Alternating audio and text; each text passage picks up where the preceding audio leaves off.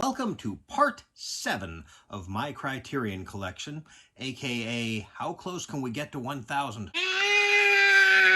So let's start off with Kozure Okami, Lone Wolf and Cub, or literally Wolf and Child. This is the 6 Lone Wolf and Cub movies based on the manga. And actually, I already have the Animego Laserdiscs of these, but no way to watch them right now because I don't have a working Laserdisc player, and who knows if I'll ever have one again. And this does include stuff that wasn't on the Animego releases, like interviews and documentaries, and also the English dubbed and edited version of the first film, Shogun Assassin. None of the others, but do we really need all of the other ones? It's kind of interesting to see what they did with it once, but after that, really. And as you can see, I haven't opened it yet. I'll get around to it eventually, you know. Multiple Maniacs. This was John Waters' first sync sound feature. He actually used cameras that were used for news footage. So I think, if I'm not mistaken, they didn't start recording audio until a few seconds of footage, so they couldn't start any shot with people talking. I don't know. I like John Waters somehow. Normally I shouldn't like these films, but maybe... have you ever seen John Waters in an interview? He just seems like such a nice guy, and by all accounts, he is. Maybe that's why. Maybe he has no pretensions about his films. He's not like Michael Bay or Zack Snyder or anyone like that. And if I'm not mistaken, this film has Edith Massey in her, at least from what I've seen, only believable performance. So she plays a barmaid, and that was her job anyway, so maybe that's why. Of course, it's got interviews, including with John Waters, who, well, I keep talking about what a great interview he is. I should probably shut up about it. Tampopo, which literally means dandelion, and it's also the name of the female protagonist of this film, directed by Japanese director Itami Juzo. In fact, I think this is his debut film?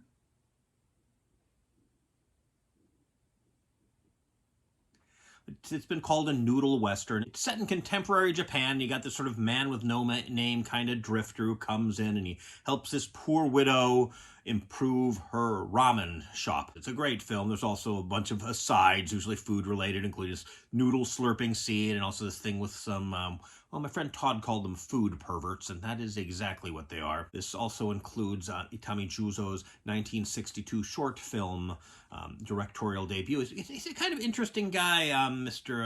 Itami Juzo. That is in Japanese order. The given name Juzo is spelled 10-3, like the captain of the space battleship Yamato. Other than directing a short film in 1962, he was just an actor, and then suddenly he switched to being just a director with some very minor exceptions. So, I mean, Tampopo was his wife, the actress who played her, Miyamoto Nobuko.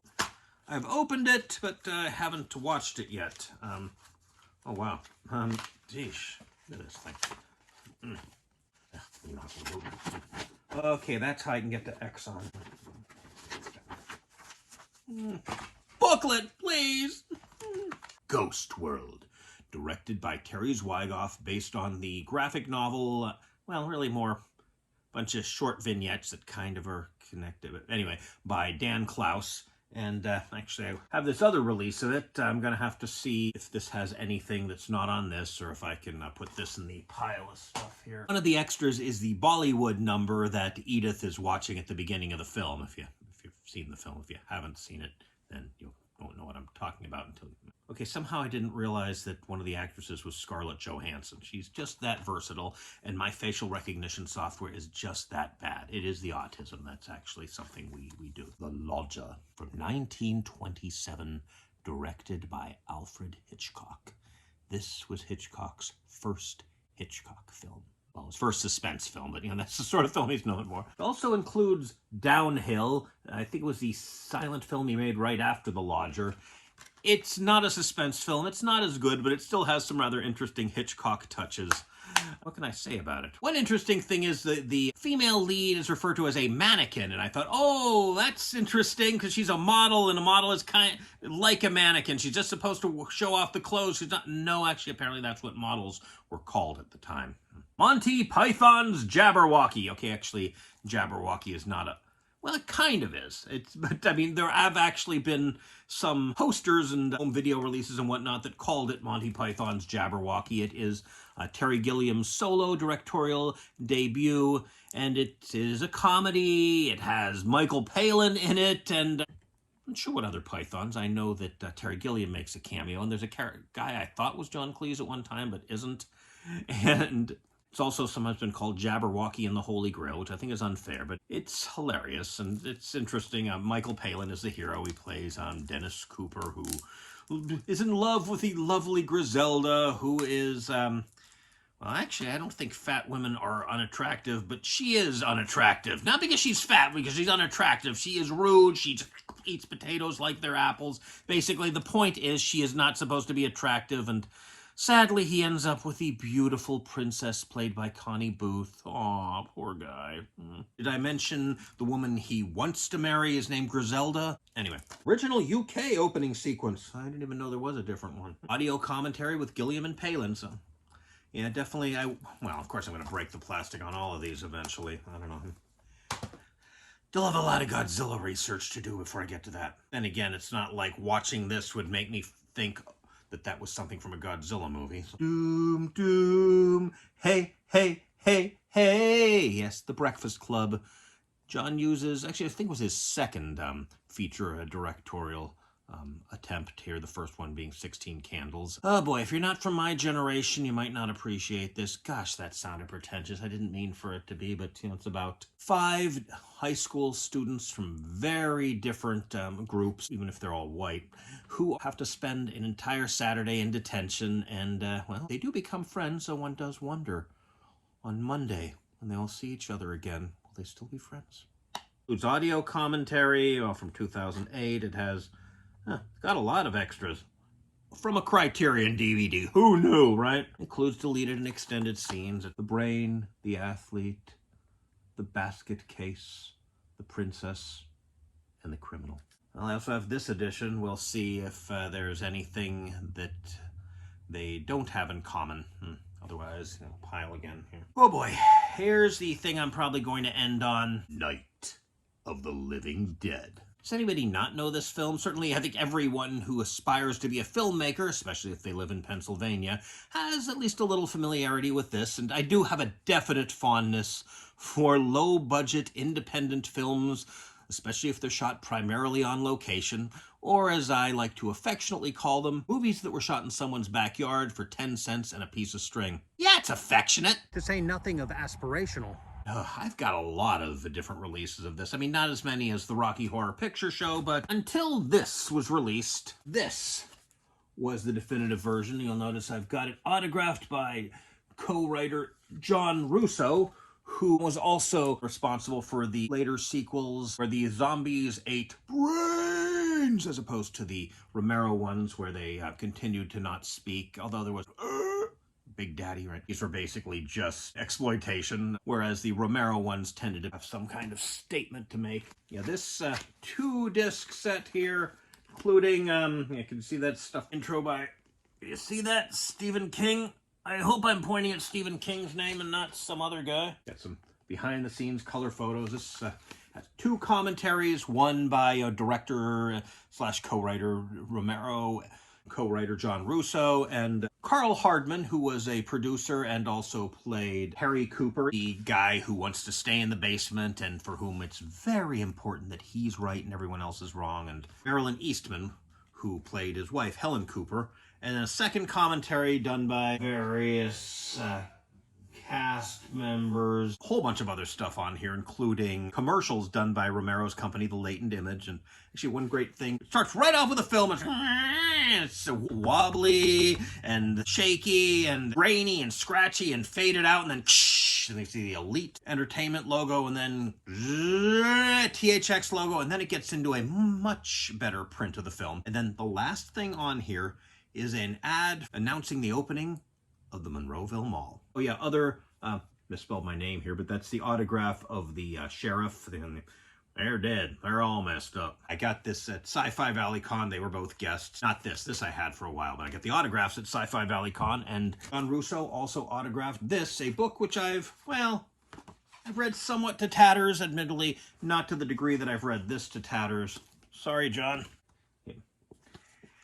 And actually, he had this deal where if I buy 3 autographs, I get a discount on merchandise. So, can even see it there. This was originally released as a series of VHS tapes. Most of the information is still relevant, and when it isn't, it's interesting historical record. Each video begins with a ad for the whole series, which is fine, but it's a little annoying that you can't chapter past it without chaptering past the first several minutes of that part. Just one more chapter stop. No big deal. I forget if he threw these in or not. Have I ever opened them and looked at them? I don't know. Also, look, this reversible cover for some other thing that he had. Well, this is a DVD release of the Elite Laserdisc version. It doesn't have all the extras. I think it has less of the commercials. One problem is they decided they wanted to be cute and give everything cute titles. So, I mean, you go there, it says TV ads, and you think, oh, TV ads for the movie? No, those are the latent image commercials. But as I said, I don't think it's quite all of them. I know it doesn't have the Monroeville Mall one on there. So you kind of have to either click on the thing or go, okay, go with that, and then go, oh, I guess that's code for this. The director / writer / producer commentary is listed as Zombie Masters, and the cast commentary is listed as Zombie Party. Oh yeah, another thing that's on here is the parody film Night of the Living Bread. I think there's a version of this that has, if not all of the extras that were on the Laserdisc, then at least more of them. One thing sadly missing on here was this audio interview with the late Dwayne Jones. Also, the disc has no artwork. Just, you see here. Program material recorded on other side. And this actually confused me a little bit. I thought, well, wait, does it mean that this is the side that it's recorded on, so I should put it in like this? No, put it in like this. It's... And again, it's better than this. This is the 30th anniversary edition, and oh boy, well, it's got a bunch of additional scenes, which the acting feels like a high school play. It could really feel tacked on, and also it's got an original score. When they made the film, they did want an original score, but couldn't afford it. They ended up using stock music. You know, they paid for the rights to use it much cheaper, but they did a great job. In fact, there's a documentary on the Criterion release showing how well they used this stock music. But, yeah, as I understand it, a bunch of the people who own the rights to the film who were a little annoyed that they didn't make much money from it, partially because, you know, it's often is with first-time filmmakers, you sign a bad distribution deal, but also because the film fell into public domain, apparently because the title screen did not have a copyright on it. I mean, I can understand them wanting to do that, but, yeah, their results not so good. I wouldn't say the new score is bad, but the old one is just so iconic. I think the time to replace the score has long since passed. It also does include the original cut of the film, but with the new score. From what I heard, George Romero he didn't say bad things about this, but he did apparently feel that they shouldn't touch the film, or at least he wouldn't want to touch the film. I don't know, maybe I can find a direct quote and insert it here or something. I don't know. I suppose for the sake of completion, I should point out that this is number 7,806 out of 15,000. And see, it does come with a booklet with the interviews and stuff. A insert with track listings and this ad for the thing you already bought. And also a soundtrack CD. Almost forgot this release. This is... Who did this one?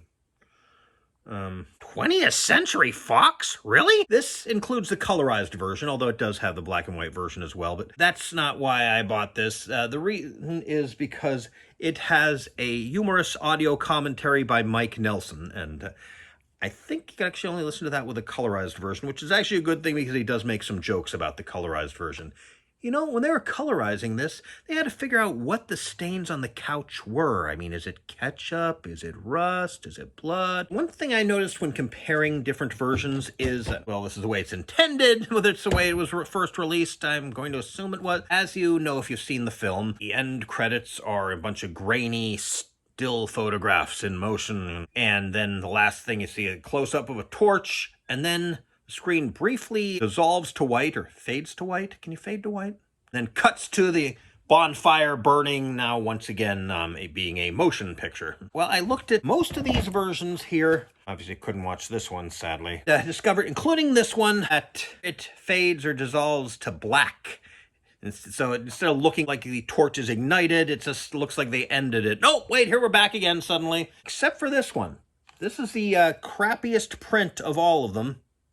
But this one does the correct thing of fading or dissolving to white. This one does as well. I mentioned that, right? Okay, just want to be sure.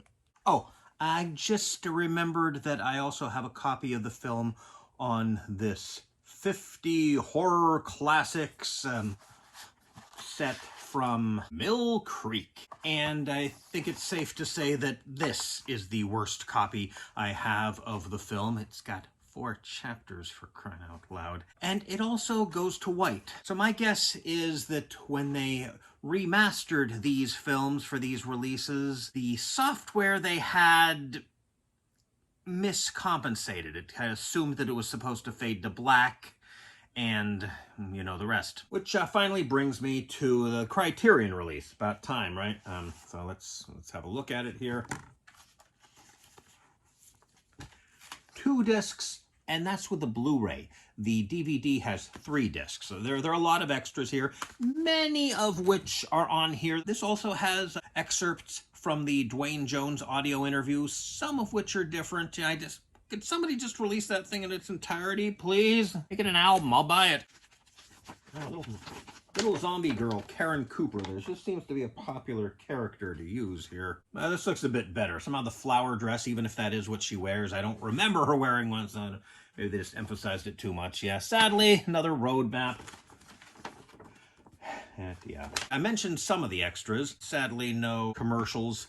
Although, actually, one of the documentaries does have some footage from some of the latent image, Romero, whatever, commercials, showing that use similar techniques in both of those. But one of the big extras is Night of Anubis. That's a 16mm work print. Back then, when they shot films on film, they didn't want to cut the negative, so they made a print of that, and they made the cuts on the work print. And then once they decided that, I don't know, maybe they cut the negative, or did they make a copy of the negative, or I don't know exactly. But when you're deciding what to cut, when you're in that process, you don't want to touch the negative. It is Night of Anubis. No definite articles anywhere, also no copyright. I decided to see what the differences were, so I popped this DVD, which, despite sacrificing clarity for humor in the menus, is at least an uncut version of the film. So I watched it on this thing here while watching this on my TV. So I watched the worst print on the better screen and the better print on the worst screen. Well, there was a reel missing, although it was not the reel where the missing footage. Some of you might know there's a jump cut. It's when the Coopers are in the cellar. Hey, Ben found a TV! And then there's a jump cut. Goody, if you could come down and watch our daughter for a moment, we could come up there. There doesn't seem to be any dialogue cut, even though obviously there was 6 minutes worth of footage cut. It's just that the cut is so obvious and jarring. And then near the end, there is about an 8-second panning shot of zombies. Actually shot day for night, though it does look pretty good, at least in the work print. I can just never get away from day for night, can I? And another interesting thing is, since this is just a work print, they're just cutting it. The cuts are pretty obvious. There's glue or tape, and also if they wanted to do a dissolve, there are these grease pencil lines written on the film.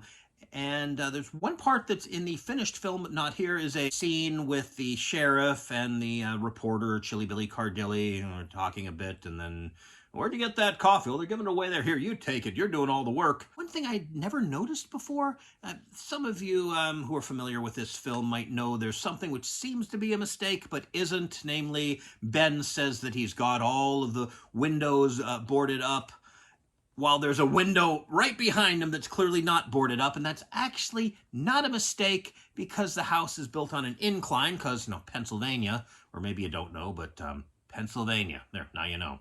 So the first floor windows on that side of the house are way out of reach. One of these days I'll probably do a video about that using my parents' house as an example. But the thing is, later on he says that he's got every place boarded up except for a few places on the 2nd floor. I mean, if he doesn't think it's worth boarding up a first floor window because it's too high, then why is he boarding up anything on the 2nd floor?